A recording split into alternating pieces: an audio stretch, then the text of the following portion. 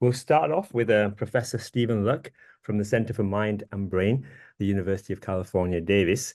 And sort of Steve is someone, I guess, if you've ever sort of read about ERPs, you will have heard of his name. You may well have read of his books. You may well have attended some of his training courses. He's been incredibly influential in the development of the ERP research community, and has done some impressive and influential sort of fundamental sort of research on ERPs too.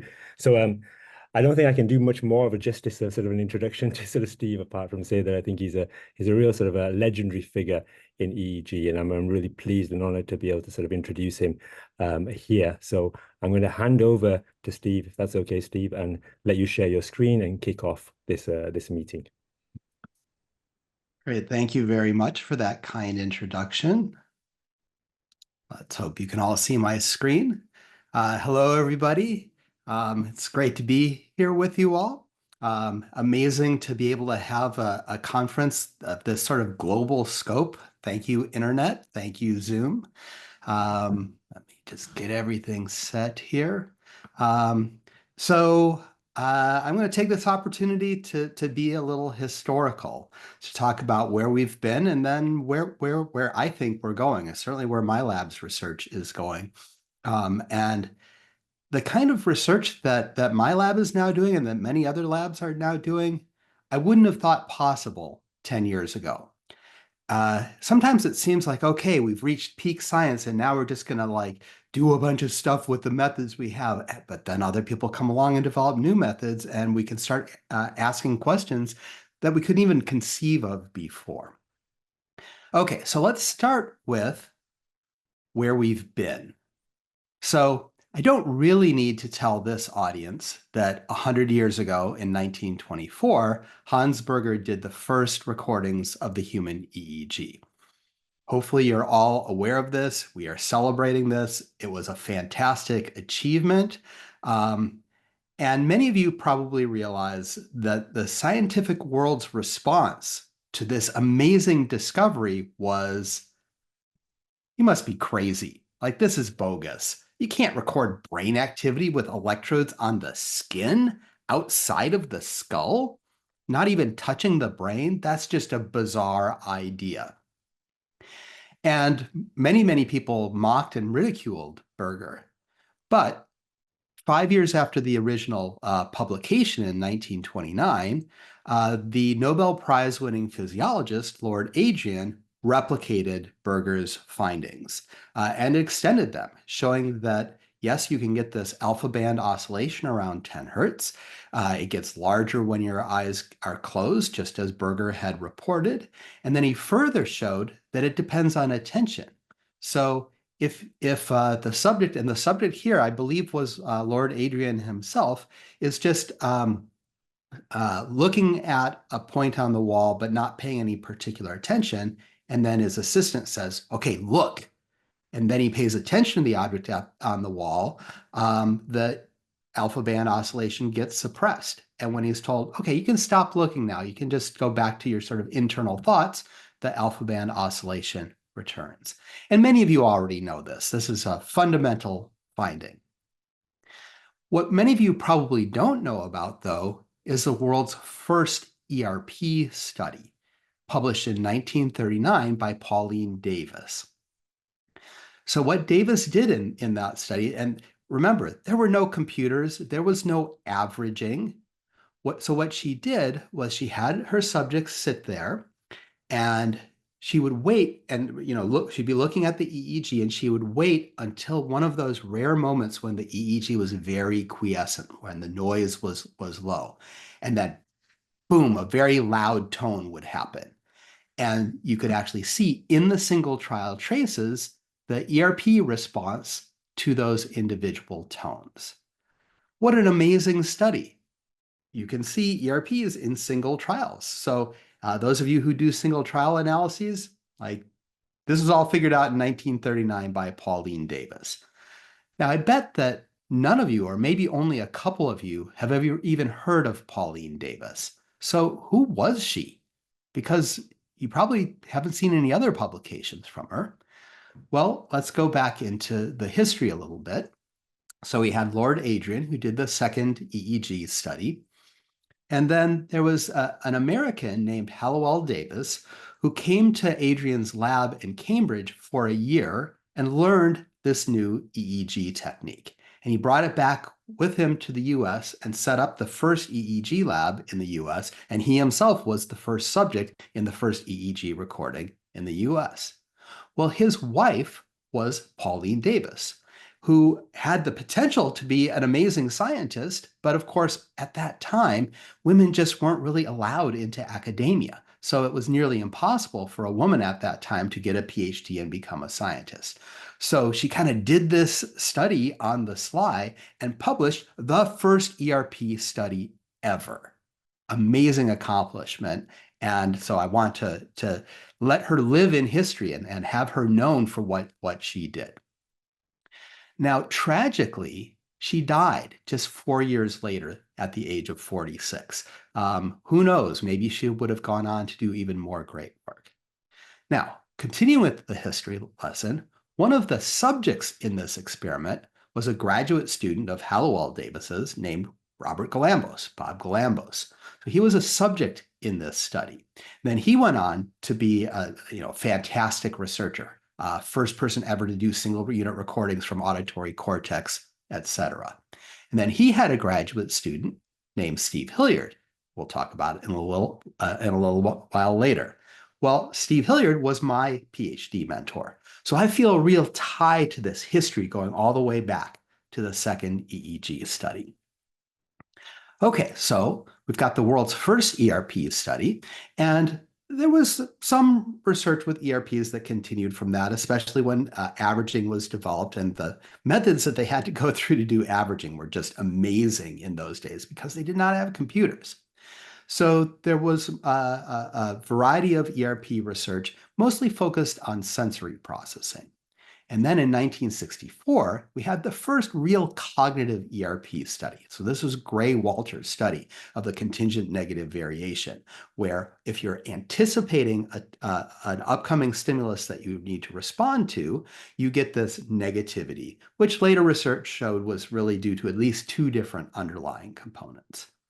And then the next year, we had the second major cognitive ERP study, the discovery of the P3 wave by Sam Sutton and his colleagues. And of course, there have been thousands and thousands and thousands of published ERP studies since then. And what happened in the following years and decades was the discovery of many, many useful and interesting ERP components. So there was the readiness potential in 1964, then the lateralized readiness potential was discovered a few years later. 1975, we had the distinction between P3A and P3B, then mismatch negativity, N400, etc. And the discovery of components continues today. And of course, this is just a subset of the components that have been discovered.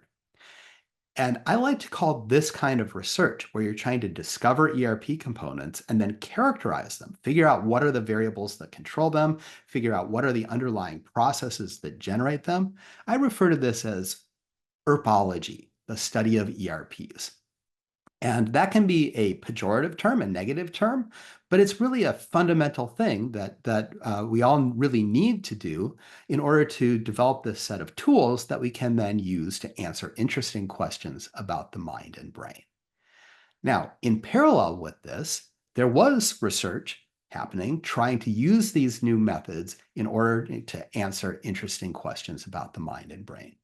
And I would say that the landmark study here was really Steve Hilliard's study in 1973. I think this was really the first study that really answered a question about the operation of mind and brain that other people had tried to answer using other techniques and had failed, and really answered this question in a way that is still treated today as the correct answer, really a foundational study. And this is a study to look at the nature of selective attention in the auditory modality, although it's been extended to other modalities as well.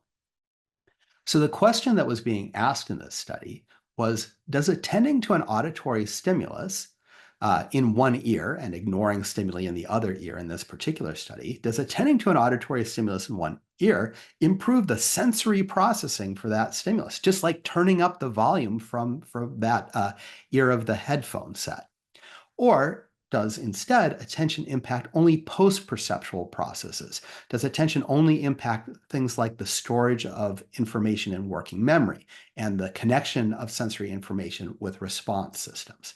Now, in 1973, when this study was run, these were two different battling hypotheses. There were proponents of each of them. They were both legitimate hypotheses. And actually, what I would say is that people who thought that attention only impacted post-perceptual processes were kind of winning this debate at this time point. So Steve Hilliard and his colleagues did this study where they had subjects listening to stimuli through headphones, and they were getting tone pips to the two ears, and they were attending to one ear, and they were ignoring the other ear. And what they observed was that the auditory N1 wave, as well as the following P2, were larger for stimuli presented in the attended ear. And that effect began well within 100 milliseconds of stimulus onset.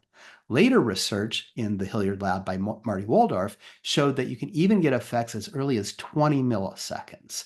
So beginning during sensory processing, doesn't appear to be during the very earliest stages during the auditory brainstem responses, but beginning at the mid-latency responses, as soon as the information is getting to the cerebral cortex, you have an amplification of the brain signals for attended stimuli, as if attention has turned up the sensory gain on the source of attended information.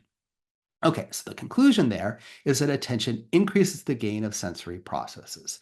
And if you look at the current scientific literature on attention, especially the operation of attention in sensory systems, most of the work now done in the visual modality, this idea of gain control is a fundamental idea in attention research. This is an example of how ERPs decades ago were being used to answer interesting questions about the mind and brain.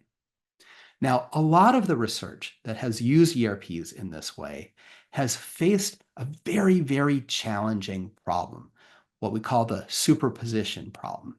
This is the problem that you have a set of internal generators in the brain that are generating voltages that flow through the conductive medium of the brain, the skull, the scalp, and they mix together in our scalp electrodes. So every given scalp electrode is getting a mixture of all of the underlying ERP components.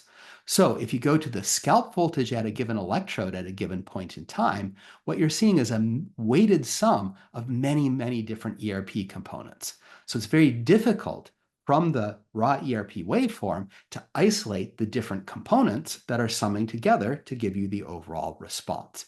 And that's a real challenge, because if you want to say, oh, this is an N400 effect, or this is a P3 effect, whatever you're trying to say, it's a real challenge to be able to isolate that activity. Let me give you an example of that from my own research. Although many other people, hundreds of people have done studies like this. So this is just an oddball paradigm to isolate the P3B component. And we're comparing people with schizophrenia with demographically matched control subjects. And like hundreds of other studies, we find that the amplitude in the time range of the P3B component is reduced in people with schizophrenia compared to control subjects. And that's a finding that has been observed many, many, many times. It's been observed so many times that there are multiple meta-analyses. You know a phenomenon is big when not only is there one meta-analysis, but there are multiple meta-analyses.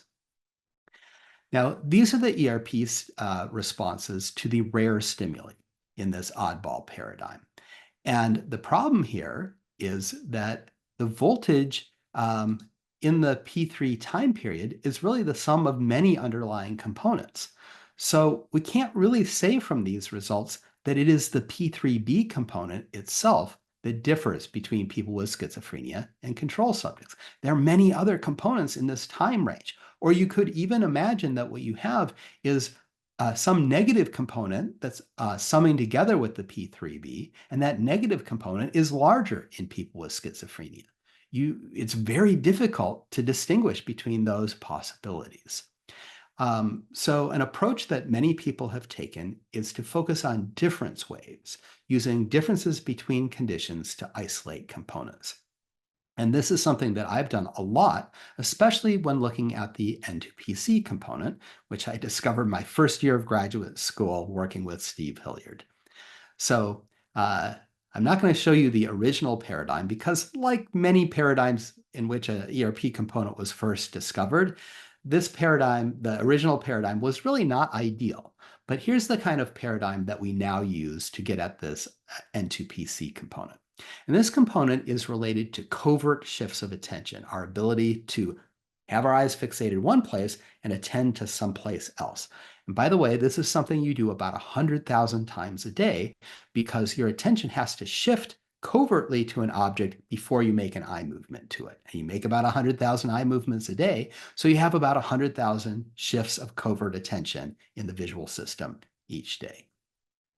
So in this experimental paradigm, we have subjects fixate the center of a screen, and we tell them to maintain fixation, and we verify their fixation, usually with EOG recordings, which are quite sufficient in this situation.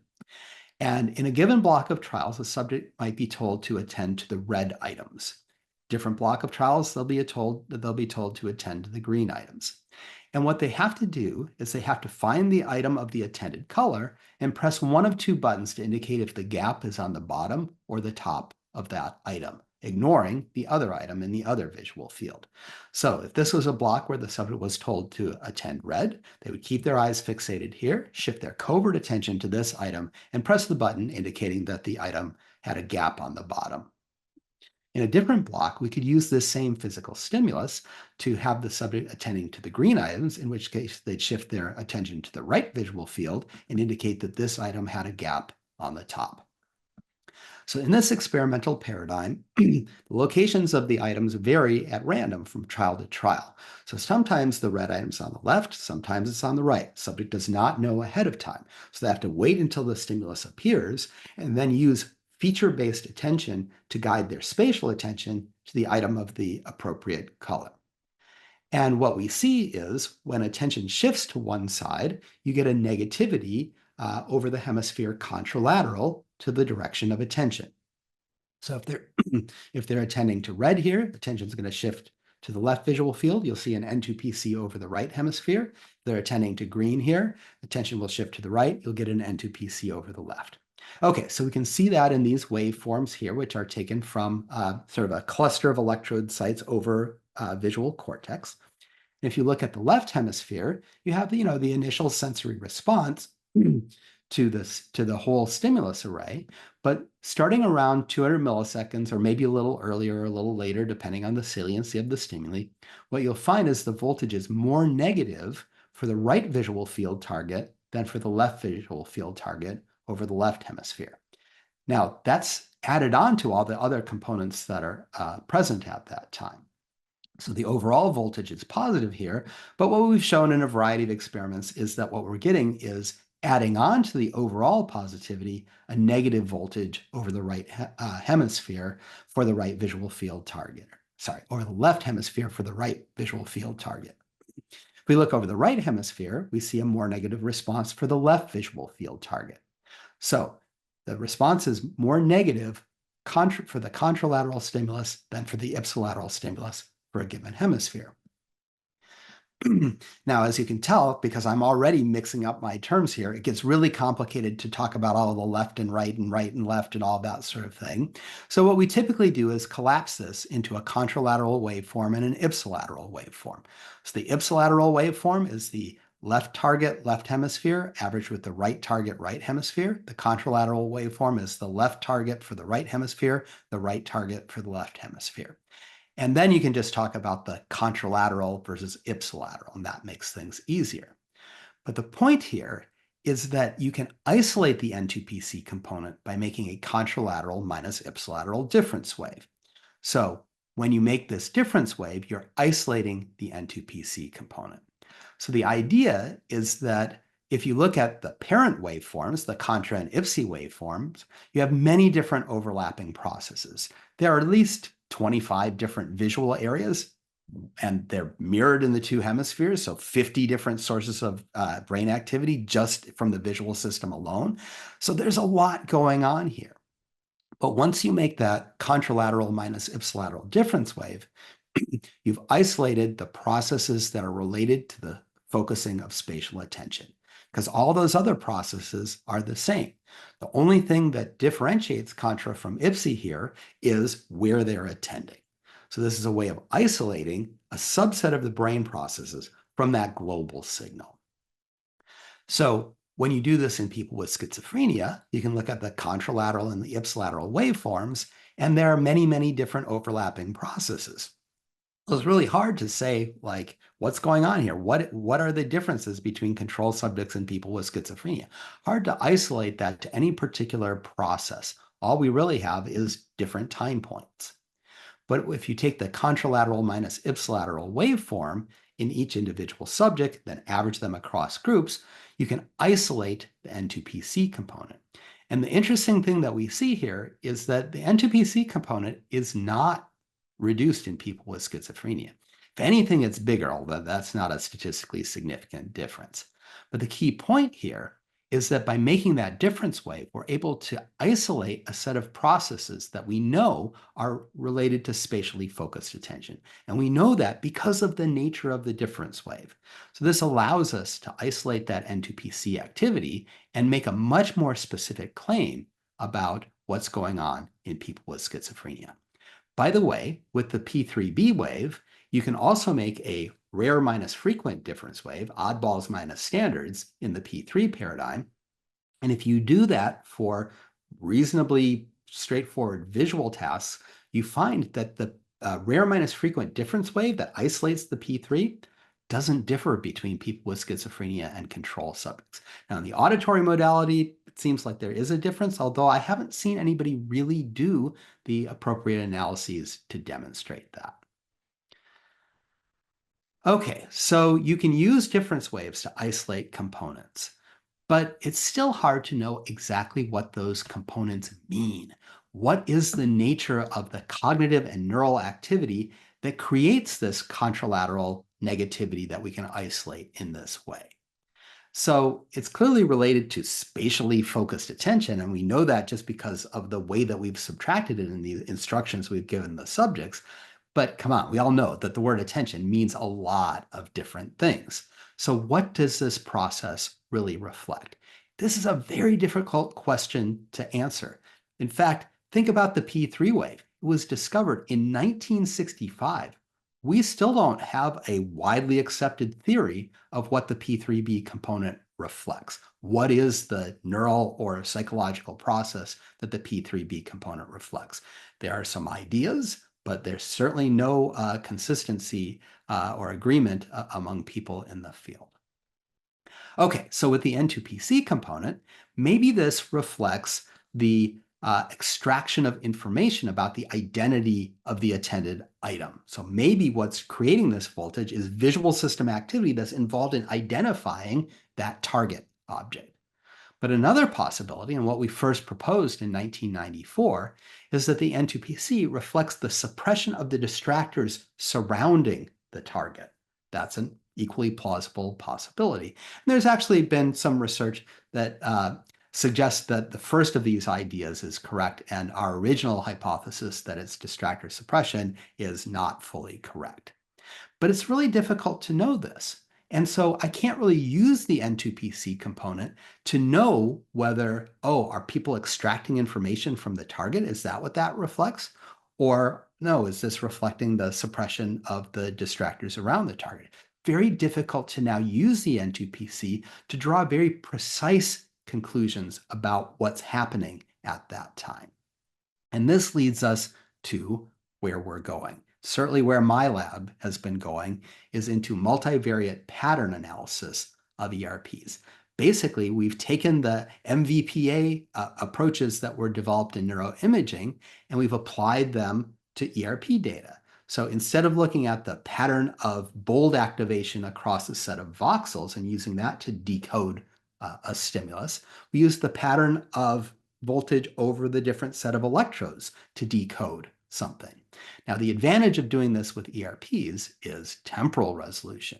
So we can decode what information is present in a neural signal at any given latency. We can tell the difference between what's happening at 100 milliseconds and 200 milliseconds and 800 milliseconds, which you just can't tell with fMRI. Okay, so here's our original multivariate pattern analysis decoding study looking at working memory. And I'm showing here the first author of this study, Gyul Bae, who took a set of methods that other people had developed, and he really refined them and perfected them to make them really powerful, and then demonstrated that there are many different things that we can decode with ERPs. So one of the main things my lab studies is visual working memory. So our original study was a visual working memory paradigm. So in this paradigm, the subject sees a little teardrop shape. Oops, sorry about that. Sees a little teardrop shape that can point in any of 16 directions around an invisible circle. Okay, so there's 16 possible orientations. And that's presented for 200 milliseconds, and then they have to retain that orientation in working memory during a 1300 millisecond delay period. Not very long, but your visual working memory doesn't usually have to store stuff longer than that. So they're maintaining that orientation in working memory, and then they get a test. And in the test, they see a new teardrop in a random orientation, and they have to use the mouse to drag that teardrop so that it matches the remembered orientation of the original stimulus from that trial. And people are very good at this. Their error is very small. If they only have one item to remember, they are very good at reporting what the original orientation was, which means that they have some kind of memory that can persist during that 1300 millisecond delay period. And what my lab wants to know is, what is the nature of that working memory representation during the delay period? So what Gil asked is, can we decode the orientation of this teardrop during this delay period when the teardrop is invisible? Can we, from the pattern of voltage over the electrode sites at a given latency, decode what orientation the subject is holding in working memory? And this is a very challenging task because there are 16 different possible orientations. And we want to know, can we figure out from the pattern of brain activity which one of those 16 orientations the subject is holding in working memory? So chance here is 1 out of 16, or 6.25%. So we take the EEG data, we use it to train a support vector machine, and then we test that support vector machine with data from trials that it has never seen before. Now we're doing this on averaged ERPs. We find that we can't really decode subtle things like which of 16 orientations is present from single trial EEG. So what we have here in this experiment is 40 trials from each of the 16 locations. We train a decoder on a subset of the trials, and then we test it on the remaining trials. Then we iterate that process over and over again. And then we ask, with the test trials, what's the percent of test trials that are correctly classified to the correct orientation that the subject was actually holding in working memory? And here's what we get. So we get a waveform, and the x-axis is time. So time 0 is the onset of that initial stimulus that's present on the screen for 200 milliseconds. And then we have this 1300 millisecond delay period. So that's the x-axis. The y-axis is the proportion of trials, or the proportion of cases in which the decoder correctly classified the orientation at a given latency on the basis of the distribution of voltage over the scalp at that latency. And we train and test completely separate decoders at each time point to take advantage of the temporal resolution of the technique. So you can see that the mean decoding accuracy, this dark orange line, goes up very rapidly following stimulus onset because information becomes available in the visual system. And then it peaks, and then a lot of that information is maintained for hundreds of milliseconds. You can see here that we've got a mean and we've got a standard error. And chance here is 6.25% because it's only correct if it gets the exact one of those 16 orientations. So the decoding accuracy only gets up to about 12 or 13%. Right? This is not the kind of decoding that you could use to read somebody's mind or to control a brain-computer interface. But for answering scientific questions, this is amazing. It's just totally amazing that you can decode the contents of working memory from the voltages on the skin outside of the skull, quite far from the actual brain. And yet we can tell what somebody has on their mind during the delay period of this working memory task. Okay, now we started our statistical analysis at the offset of the stimulus at 200 milliseconds, and you can see that this effect is significant, corrected for multiple comparisons for hundreds of milliseconds. And what we typically find is that by 1,000 milliseconds or so, it is no longer statistically significant. And we believe that this is mainly due to technical factors. The fact that as time goes away from the baseline, the slow potentials, mainly skin potentials, drift away, and that causes noise that interferes with the decoding. Okay, now the key here is that decoding accuracy reflects the amount of information about which of those 16 orientations is present in the scalp signal at a given moment in time. So we don't have to draw any weird conclusions and try to figure out what is the psychological process, etc. The nature of this technique means that decoding accuracy tells us how much information is in the neural signal that we're recording from the scalp EEG. And that's an amazing thing. So we can now use this to ask whether attention actually increases the extraction of information about the identity of a stimulus, something that I've wanted to know for many decades. Are we really seeing a change in the extraction of information when we have an N2PC component focusing on a given object? Before I get to a study showing that, I want to mention that you can do this kind of decoding. It is now very easy to do. So our software package, ERP Toolbox, which plugs into EEG Lab, or now there's a standalone version of it as well, has a decoding module in it that is very easy to use. If you know how to make average ERPs for different conditions, you know how to do decoding. Or at least you know which buttons to press. To understand what you're really doing and doing it right, you need to understand it more conceptually. We have a webinar that we did on this, and there's a recording of that that you can access. And all of this is available if you go to erpinfo.org. That's a good place to find links to all of this stuff. Okay, so we wanted to ask, when we're seeing this N2PC, is the brain actually extracting more information about the attended item than about the unattended item? Is attention actually changing that extraction of information? So here's the study that a great postdoc in my lab, Brett Bali, has completed, and we are currently writing this up. So in this study, subjects are maintaining fixation, and we have a very rigorous way of making sure that they're maintaining fixation. And some subjects are asked to attend to blue items. Other subjects are asked to attend to red items. So if you're in the group that's asked to attend to the blue items, on this trial, you'd be attending to this blue teardrop. On this trial, you'd be attending to this blue shape.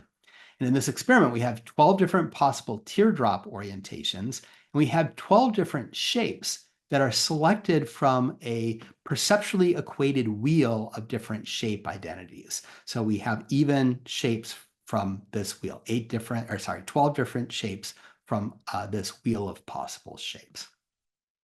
So on this trial, you would see this orientation, you would store it in working memory. At the end of a fairly brief delay period, just 600 milliseconds, a response screen would come up, and you'd have to adjust this orientation to match your memory of what you just saw. Or in a shape trial, and these two kinds of trials are randomly intermixed, you'd be storing the shape in working memory, and then you get this shape stimulus, and as you move your mouse around, the shape changes, and you move your mouse until the shape that you see matches what you had seen in the original sample array at the beginning of the trial. Okay, so in every trial, subjects are attending to the blue item and ignoring the red item, or at least half the subjects are. The other half, it's the other way around. So now we can ask, can we decode which orientation is presented on trials when the orientation is the attended item? And we can also ask, how well can we decode this unattended red shape? And then here we can look at decoding the attended blue shape or decoding the unattended red teardrop.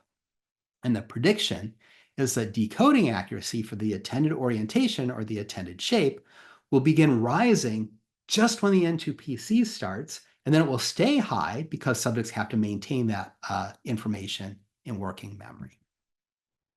So if we just do the traditional ERP analysis, we can look at the ERP's contralateral versus ipsilateral to the attended object, the blue object if you're in the attend blue group, the red item if you're in the attend red group. And we can then make a contralateral minus ipsilateral difference wave, and we see our N2PC component beginning just before 200 milliseconds. And that's followed by the contralateral delay activity, which reflects the maintenance of that information in working memory. Here's the decoding accuracy. So what I'm showing here is the decoding accuracy for the attended object. Remember, there are 12 different orientations, 12 different shapes, so chance is 1 out of 12. So decoding accuracy starts going up right when information hits visual cortex, right? There's information about both the attended and the unattended items in visual cortex. So we're able to decode both of them above chance.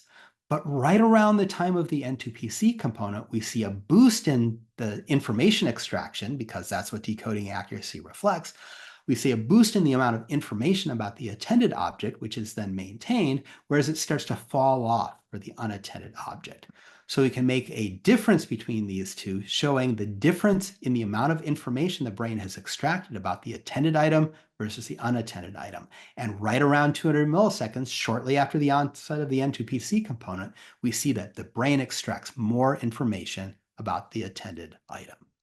So the conclusion here is that information about object identity increases for that attended item when the N2PC is present. Now, we can't say that the N2PC causes this. And we don't even really know if they're correlated yet. Our sample size isn't big enough to really look at correlations. I don't believe correlations with ERP data unless you have at least 30 subjects, and we only have 16 here.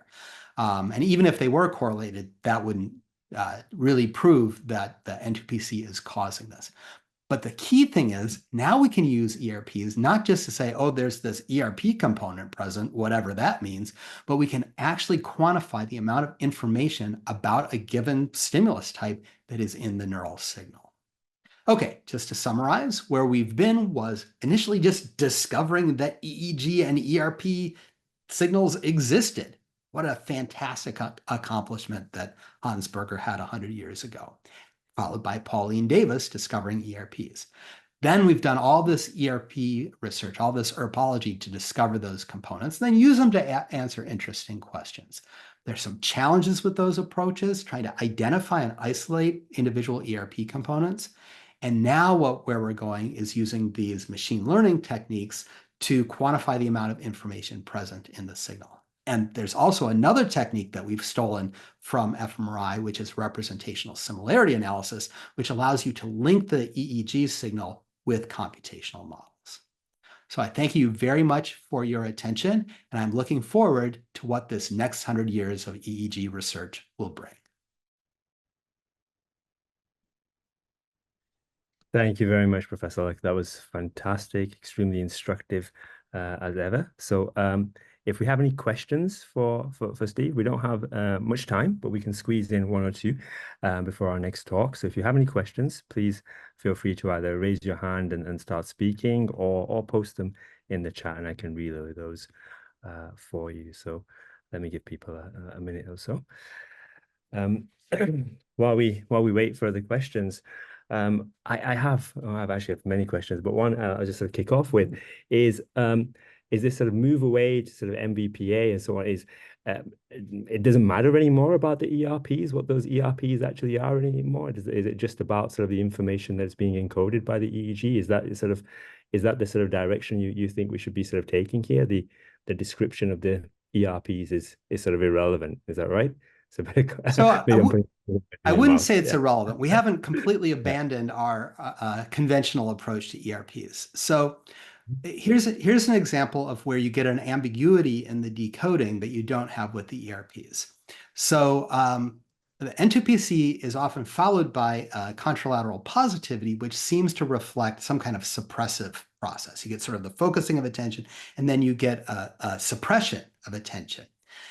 And so you can see negative followed by positive. If you look at decoding accuracy, you just see decoding during that entire time. So you can't distinguish what are the processes doing the decoding.